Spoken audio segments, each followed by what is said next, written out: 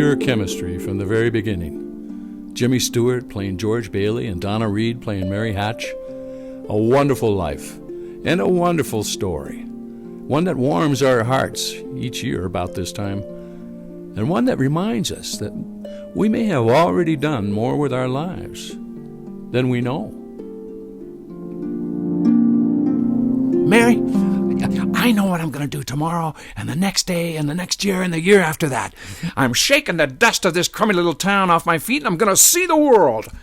And then I'll come back here and go to college and see what they know. But then I'm going to build things.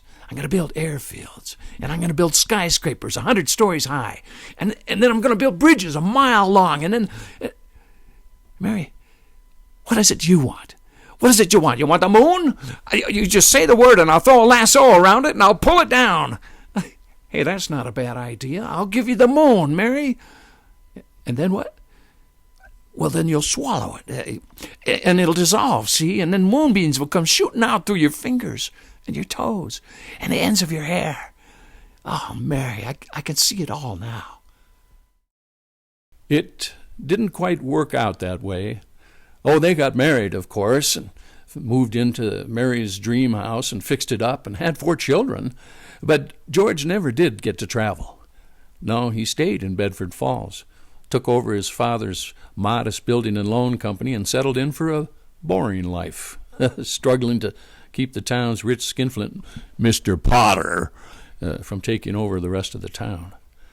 But still, George had his moments and towed the line, like the time there was a run on the banks.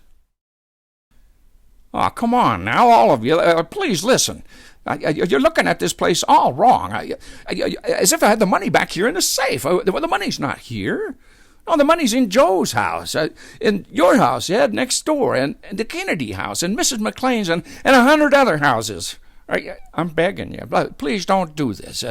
If Potter gets a hold of this building and loan, why, there'll never be another decent house built in this town again. George would end up using his own money to help his shareholders through that crisis. But his lack of greed and his compassionate nature would mean that his company would never really be much more than barely surviving. And then came the war. And that fateful Christmas Eve, when his Uncle Billy lost $8,000 of their money. $8,000? Not our money. Not the depositor's money. Well, the bank examiner is here. Well, come on. Think. You gotta think now, you old fool. Where's that money? This means bankruptcy and scandal, and one of us is going to jail, and it's not going to be me. Well, this was not like George at all. It wasn't like him to be mean. And yet at home that night he was harsh and short with his wife and children as well. And it was Christmas time. He was outside of himself and knew it. Desperate, he turned to Mr. Potter for help and was rudely rebuked. In fact, Potter threatened to have him arrested instead of helping him. Thinking that his wife and his children and those who loved him would be better off with him dead, he contemplated suicide.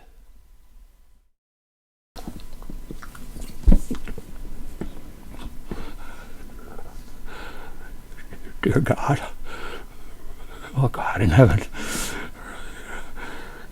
if you're up there and you can hear me, show me the way. Show me the way. I'm at the end of my rope. Show me the way. Drunk, with his lip bleeding from a fight in the bar, George crashed his car, hitting not only a tree, but rock bottom as well. A troubled George Bailey stood on the Bedford Falls toll bridge, staring down at the icy waters below, poised to end it all.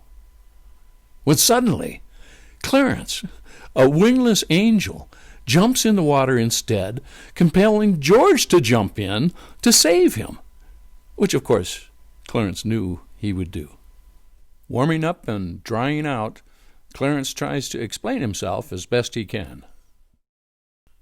I'm an angel second class, George. I haven't won my wings yet, but you can help me earn them by letting me help you. Help me? Okay.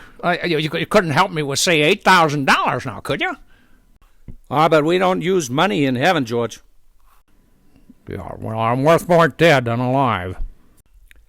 Now, you mustn't talk like that, George. I'll never get my wings if you keep that up. You just don't realize what you've done for people. Why, if it hadn't been for you... Well, if it hadn't been for me, they'd all be better off. My wife, my kids, my friends.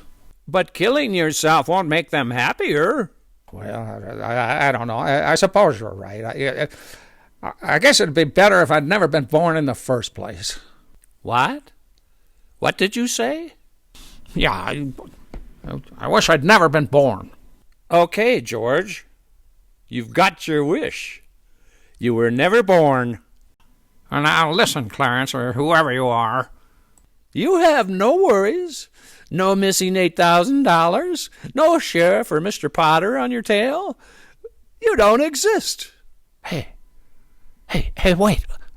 Say something into my bad ear. You hear me all right, George? You don't have a bad ear. That's because you're not the George Bailey that you used to be.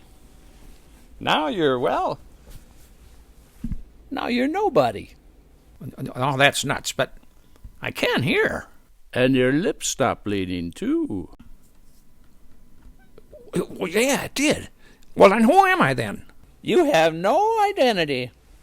Oh, what are you talking about? I'm George Bailey. No, you're not. No papers, no driver's license, no 4F card, no insurance policy.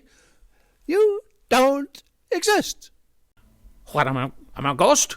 You've been given a gift, George, to see the world without you. You know, you're nuts.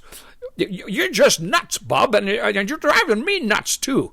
I'm going back to the bar for a drink. I know. I'm coming with you. George finds that the bartender no longer knows him, and then he sees a scruffy, bedraggled man begging for money at the bar. Oh, well, hey, there's Mr. Gower over there. But hey, what happened to Mr. Gower? How could that be? He's begging for money. Well, don't you see, George? You weren't there to stop Gower from accidentally putting poison in that child's medicine. He spent 20 years in jail for it. I wasn't there. Sure, I was there. No, because you were not born. Well, if I wasn't born, who am I? Nobody. George finds that he is in Pottersville now, not Bedford Falls. The building and loan is gone. A woman he once helped out of trouble is now a prostitute. A cab driver he once helped is now living in a shack, alone and divorced. The beat cop, his friend the beat cop, doesn't even recognize him. His old house is abandoned and run down, and he has no wife or children. He is viewed as crazed and delusional. His Uncle Billy is in the nut house, and the subdivision that he and his father financed is now a cemetery. His brother Harry, whom George had saved from drowning as a child, doesn't exist, never earned the Medal of Honor, and all the men he'd saved in the war died. Harry wasn't there to save them, because George wasn't there to save Harry. He runs to his mother's house, and she doesn't recognize him. And finally, he finds Mary at the library, now an old maid who never married. She doesn't know him, and she is frightened, and she runs from him. Mary, it's me, George. I mean, don't you know me? Come on, please, don't do this to me. I'm begging you. I need help. Mary, where's our kids? Please, you got to help me. Please, Mary, please. And that was enough for George. He returns to the bridge where all this strangeness began, desperate. Clarence, help me. Get me back. I don't care what happens to me. Just get me back with my wife and kids. I want to live. I want to live again. Clarence disappears into the fog, and Officer Burt drives up in his car and gets out and says, "George? You all right, George?" What? George, Burt. Burt, you know me? Know you? George, I've been looking all over town for you. Where have you been? Oh, where have I been? Say it again. I can't hear you. The cop complies and says, "Well, I'll try the good ear. I said, where have you been?" Why, Bert, I'm alive. I'm alive again. The cop asks, "Alive again? George, are you all right? You know, your mouth is bleeding." My mouth. Hey! My mouth is bleeding. Look at the blood oozing out of there. What do you know? The cop is about done with this. "Well, yeah, Merry Christmas, George. Now get in my squad car and I'll drive you home." I can't wait, Bert. I'm going home. I know the way home. Boy, do I know the way home. Merry Christmas, Bert. George is humble and blissful now as he walks through the town in the snow, waving at the people and even the buildings. Merry Christmas, Bedford Falls. Oh, Merry Christmas. Merry Christmas, old building and lawn. Merry Christmas, old car. Merry Christmas, tree. Oh, Mr. Potter, Merry Christmas. George was back. Oh, still in a pickle, but filled with happiness. And then his family and friends and the town folk came to his rescue, carrying baskets of cash and expressions of love. And Clarence, his angel, got his wings that night, signaled by the ringing of the bell on the family Christmas tree. It's a wonderful life, isn't it?